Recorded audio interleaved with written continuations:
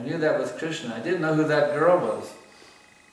It said Radha Govinda or Radha Krishna on the poster. I didn't know anything about Radha, but I saw this girl looking at Krishna. And I was really impressed with the way she was looking at Krishna. I was very interested in Krishna. Felt very attracted to Krishna. And I was attracted to that girl because she was so attracted to Krishna. I like that I could see she was really deeply in love with Krishna. The way she was looking at him it was very, very beautiful, intriguing. The way Radharani was looking at Krishna with love in her eyes just overflowing with love for Krishna. So I was impressed. Boy, she really loves him. And that was inspiring to see how much Radharani is loving Krishna. So therefore, Radharani is our spiritual master. She's our Siksha Guru. She's teaching us how to love Krishna. And Prabhupada one time told us on the Radhastami day in London how to pray to Radharani. It's a very nice prayer. Perhaps you've heard this lecture. Prabhupada explains how to pray to Radharani. He says, "My dear mother Radharani." You see, she's given the title Mother. So we call Mother is a very big thing. It's a very big title. It's the same title as Radharani. "My dear mother Radharani, please tell about me to your Krishna." So why would one pray like that? Well, Krishna is a very big man, you see. It's like some big CEO. It's very difficult to approach him, but you can approach the secretary, you see. So, Radharani, she's easily approachable, but Krishna is a very big man. He's not so easy to approach. But Radharani, she's a very soft-hearted girl. She's very easy to approach. So, first you approach Radharani, and then you tell her, "My dear mother Radharani, please tell about me to your Krishna." Your Krishna. Krishna is her property. So Radharani, she's very much eager her mood is to push everyone forward to Krishna. It's not to get out of the way, I'm just going to be with Krishna. Her mood is to push everyone forward to Krishna. You see, that's her mood. That's why we say Hare and then Krishna. Hare addresses Radharani. It's the vocative form of Hara, which is referring to our mother, Radharani, Mother Hara. So, Radharani then will recommend, Prabhupada explains, Krishna here is a devotee. He's better than me. Now, wow, that's a pretty good recommendation, huh? Radharani will actually say, this devotee is better than me. So what will Krishna think? He's thinking there's no devotee better than Radharani. She is the topmost of all devotees. But now she is recommending there's a new devotee on the scene, and this new devotee is better than Radharani. Krishna must be interested. Let's see who's this devotee better than Radharani. You will notice immediately, who is this devotee better than Radharani? So in this way, you see, Radharani helps anyone who begs her for her mercy. She helps that person get connected with Krishna. She's very, very kind. So, that's why this Hare Krishna mantra is a very, very effective and powerful way of awakening the love of God. Instead of just going Krishna, Krishna, Krishna, Krishna, Krishna, we go Hare Krishna, Hare Krishna. Because that Hare gives us an inside connection. It's not what you know, but who you know. Radharani gets you in with Krishna by going through her, you see. Now you have immediately inside connection. You see. You wanted to get on the stage to meet in the back in the dressing room to meet Nijaga, but you had no way to get in. But then you knew his drummer. You see. Then you got in. You knew the drummer. So it's something gross analogy. Because you know Radharani. You see. Use your mother. The mother is very affectionate to the sons and the daughters. You see. So you take your mother's help to get in to see Krishna. And then you're in. So it's a very nice understanding how important Radharani is for us in our devotional service. Some people, they want to worship Radharani alone. But this is not the authorized system. Radharani doesn't want to be alone. Why are you torturing Radharani? Why are you worshipping her alone? You see, some want to worship her alone. Our mood is Radha and Krishna together, not separating them. The Brijabasis, they go Radhe, Radhe, you see. Even on a morning walk, they would, Prabhupada be out walking, they would say Radhe, Radhe. Prabhupada's response, Hare Krishna. Because we want Radha and Krishna to be together, not separated, not Radhe, Radhe without Krishna. You see, we want Radha and Krishna together. Hare Krishna. We want to, when you chant Hare Krishna, you're bringing Radha and Krishna together. You see. Radhe, Radhe, that's Radharani alone. Hare Krishna, now you're bringing Radha and Krishna together. You see. That's where they want to be. Hare Krishna. They want to be together. So, if we can bring Radha and Krishna together by chanting Hare Krishna mantra. And this is also the mood of Ratha Yatra, to bring Krishna back to Radharani. As I was explaining the other day, Prabhupada told us like that. The mood of gopis wanting to bring Krishna back to Vrindavan, to be with Radharani again. So this Hare Krishna mantra is very, very powerful on many, many different levels. You see. On one level we're begging for devotional service. Another level we're bringing Radha and Krishna together for their transcendental pleasure pastimes. So it's very, very powerful mantra. It's the most powerful mantra. In fact, it's stated there in the Kali Sankarsana Upanishad. You will not find any mantra anywhere more powerful for awakening pure love of God in this age of Kali than Hare Krishna, Hare Krishna, Krishna Krishna, Hare Hare, Hare Rama, Hare Rama, Rama Rama, Hare Hare. Some people say that there's another edition where it goes Hare Rama, Hare Rama, Rama Rama, Hare Hare, Hare Krishna, Hare Krishna, Krishna Krishna, Hare Hare. Some people say that Lord Chaitanya reversed it, but actually that's not a thing. The edition of the Kali Sankarsana Upanishad that's put Hare Krishna first is the authoritative edition. And the edition that puts Hare Rama first is not the authoritative edition of the Kali Sankarsana Upanishad. And there are many other places in the Vedic literatures also where the Hare Krishna mantra is given with Hare Krishna first and then Hare Rama. So this is the authorized way. And Krishna himself, even if Lord Chaitanya did reverse it, he is Krishna himself, he's the supreme authority. Even if he did, of course he did not do it, he followed the scripture. But even if he had reversed it, still that would be alright. Hare Krishna, Hare Krishna, Krishna Krishna, Hare Hare, Hare Rama, Hare Rama, Rama Rama, Hare Hare. Because we follow the authorities. That is we are followers of the Acharya Marg, Mahajana Yena Gata Sapanta. One must follow the pathway to get Acharya in the system. If one tries to become self-realized on one's own strength, he will never be successful. You have to take shelter of a bona fide spiritual master. And what is a bona fide spiritual master? He's a disciple of a bona fide spiritual master. The self-made guru, he's simply bogus.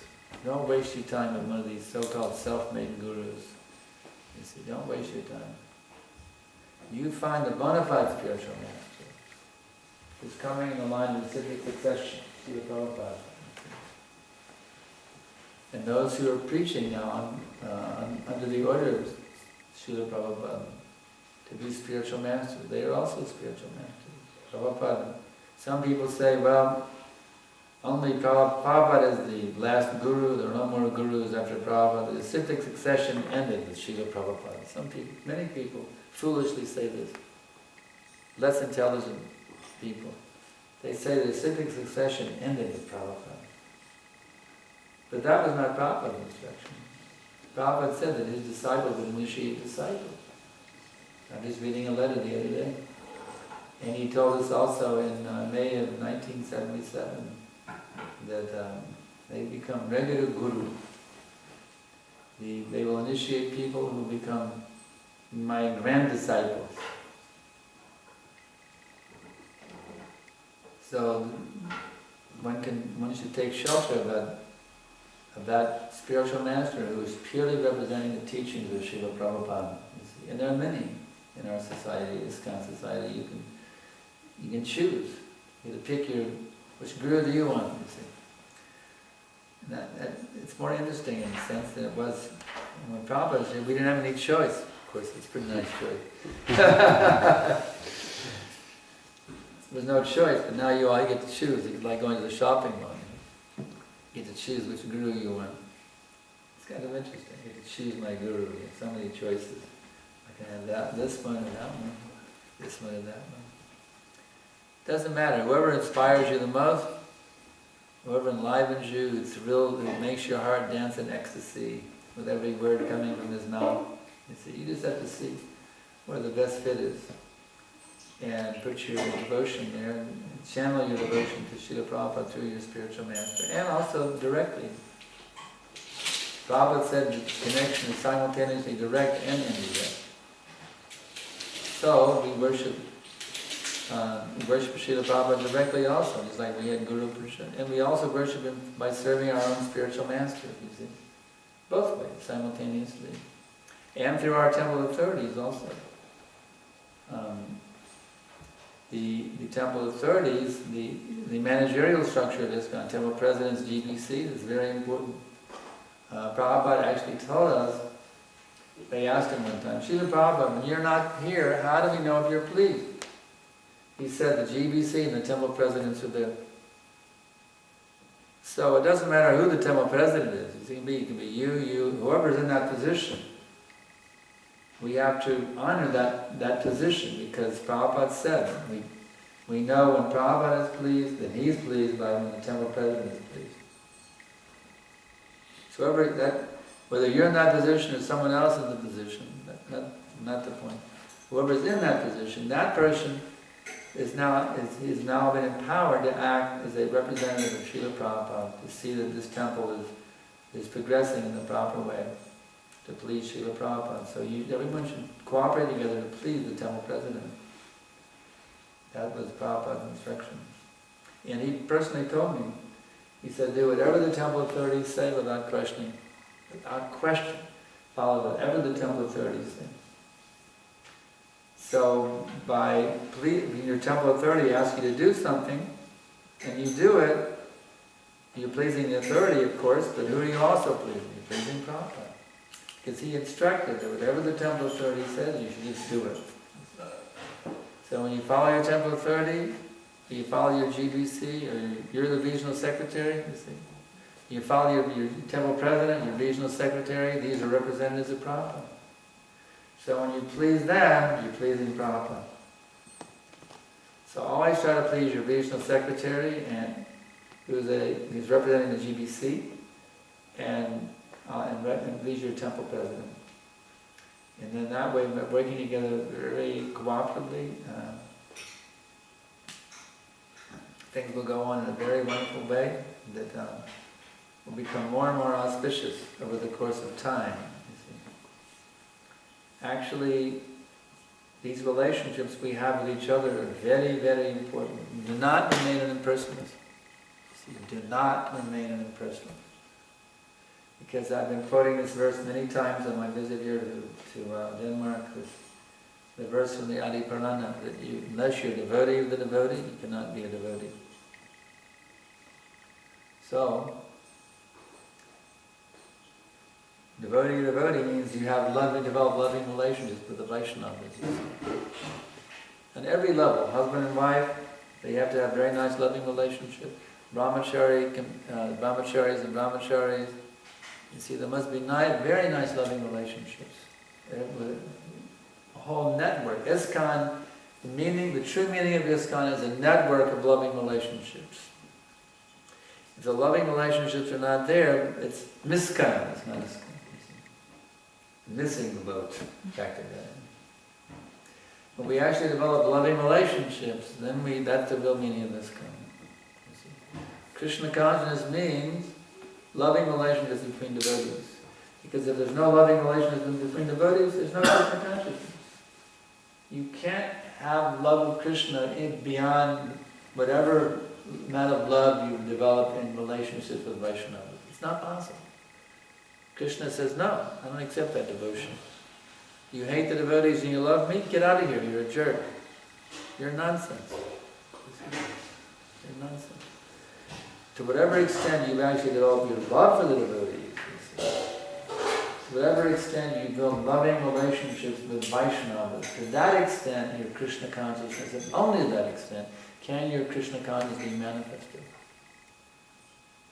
So we have to work through all of our difficulties that we have relating with each other. Our pride, our arrogance, our laziness, all these bad qualities which get in the way, you see. Poor communication skills is also part of it. We don't know how to communicate very well. We don't know how to listen. That's the biggest problem. We don't know how to listen. I know how to talk, you see. I can talk 1,000,000 miles a minute, 1,000,000 words a minute, but I can't hear. You see. That's our problem. We can talk. When it comes to listening, our mind goes somewhere else. You see. This is the false ego. So, listening skills are very, very important. One has to learn how to hear submissively. Prabhupada said this was how he became a successful preacher. Because I heard nicely, now I can preach nicely. You want to be a powerful preacher who can do incredible things for pushing forward this movement? Then develop your listening skills. And then your preaching will automatically come. If you just develop very good listening skills, you'll become a first-class preacher, guaranteed. I don't care if you have a degree, if you don't have a degree, whether you're a college dropout, an elementary school dropout, whatever your position, if you can hear nicely. Just like our Jayadeva Swami, very learned scholar, but he never went to college, you see. But he became very learned scholar, just by a very good listening skill.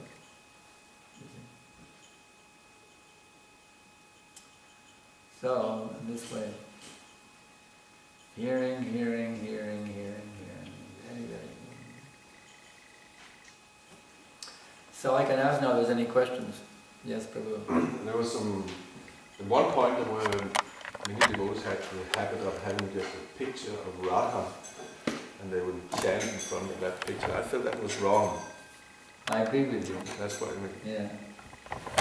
There was also one time, one temple was in the Nityananda's lotus feet.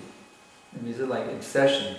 They even had the little feet hanging from strings around the temple.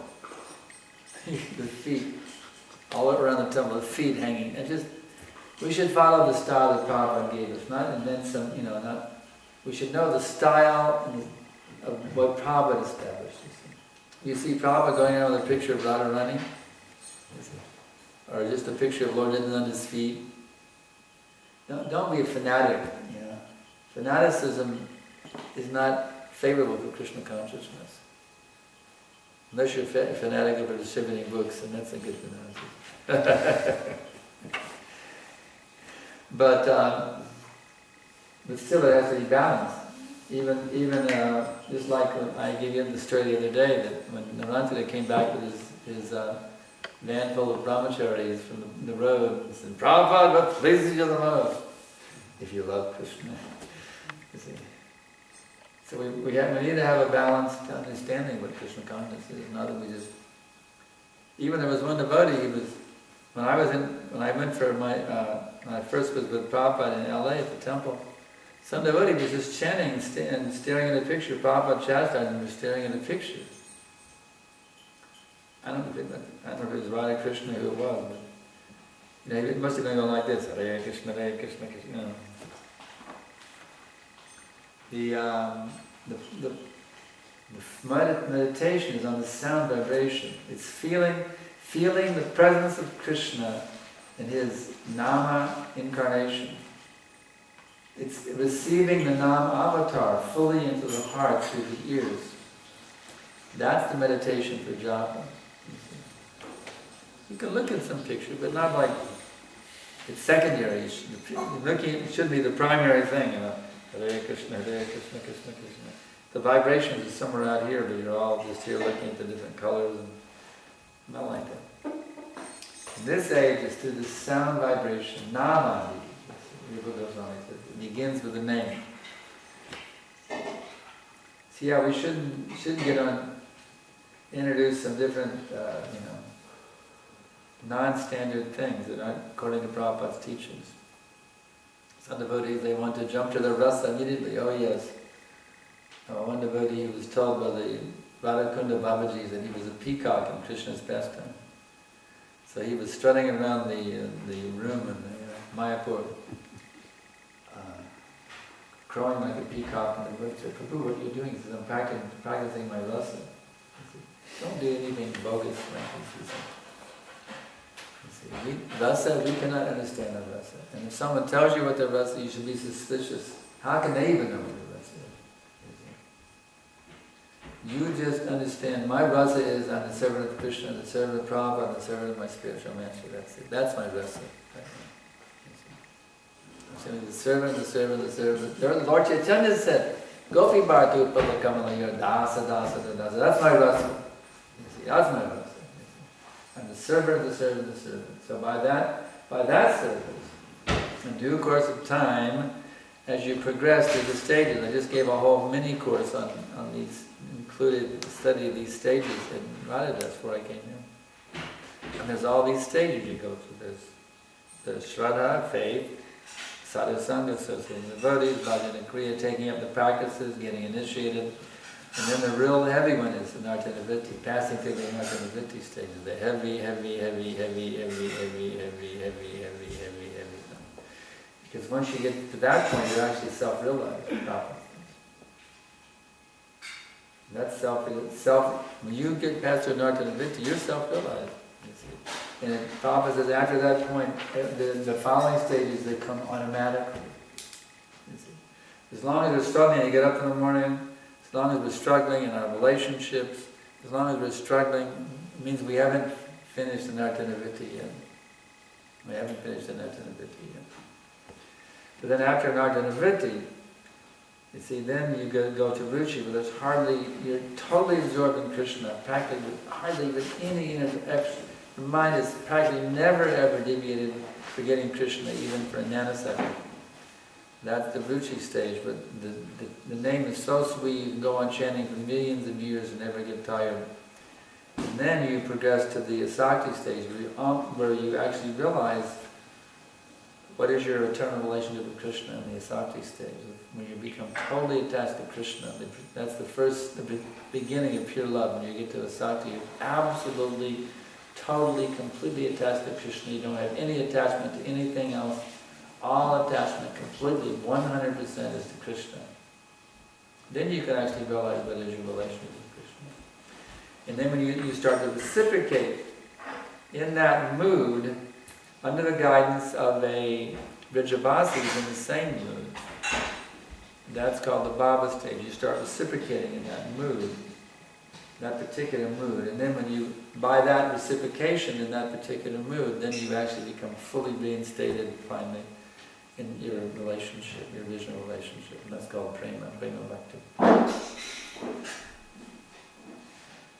So, question, yeah?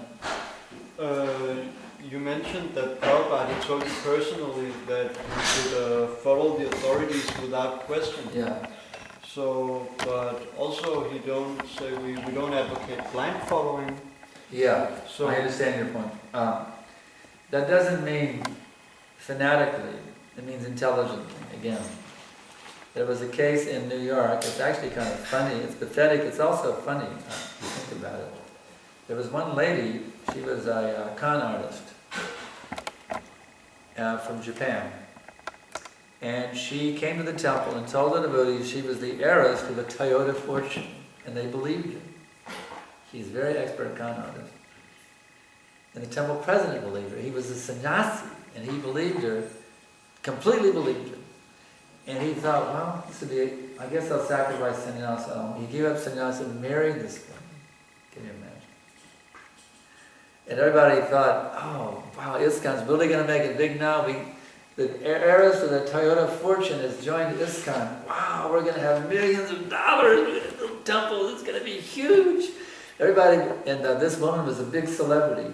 I remember, and she came to Miami, and she was sitting in the Bhagavatam class, and she had a female attendant who was fanning her with a chamra throughout the entire Bhagavatam. Even we gurus nowadays don't get a chamra when we give Bhagavatam class. You see, no one's fanning me with a chamra. My disciples aren't even, but she was getting more worship. She was getting a chamra while she heard the Bhagavatam play. And she had some habits, like she really liked to eat those Chinese egg rolls, you know, the eggs in them. So she was having the devotees offer those to Radha Govinda in New York. And she was the queen. You don't question the queen. When Prabhupada heard that they were doing that, that they blindly followed this nonsense thing of offering egg rolls to the Radha Govinda, Prabhupada was very, very displeased.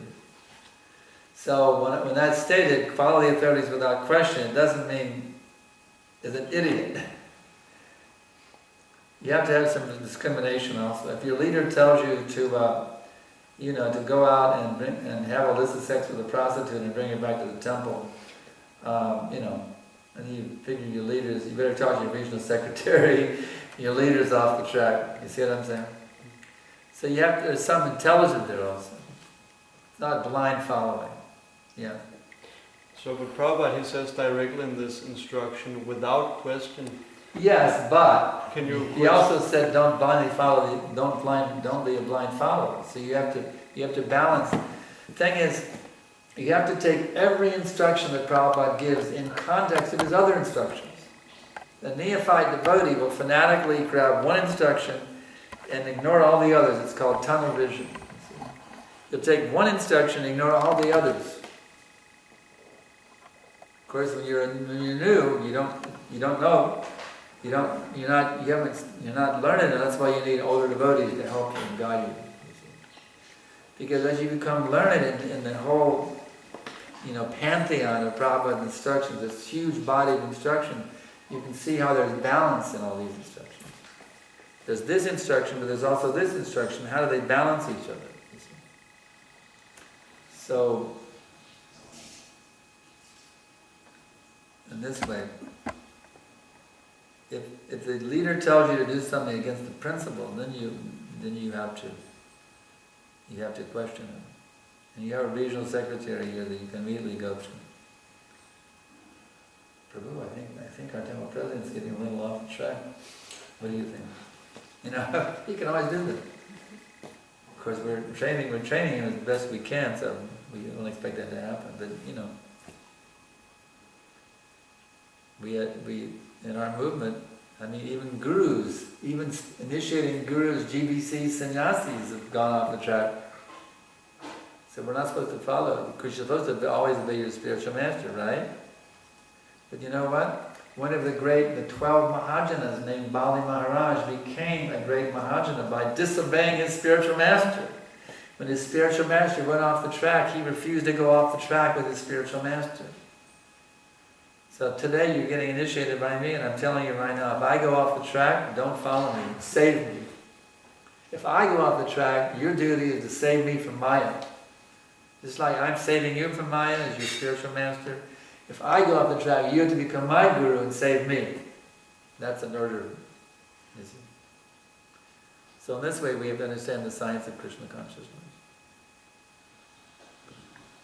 Yeah. Prabhu, you mentioned the authority structure and how it's important to follow the post, temple president, GBC. Yeah. So that's very straightforward, but are there any scriptural references, or did Prabhupada say anything about the different kind of levels of authority? We have age, we have Vana and Ashram, Prabhupada disciple, not Prabhupada disciple. Seniority? How do you determine seniority?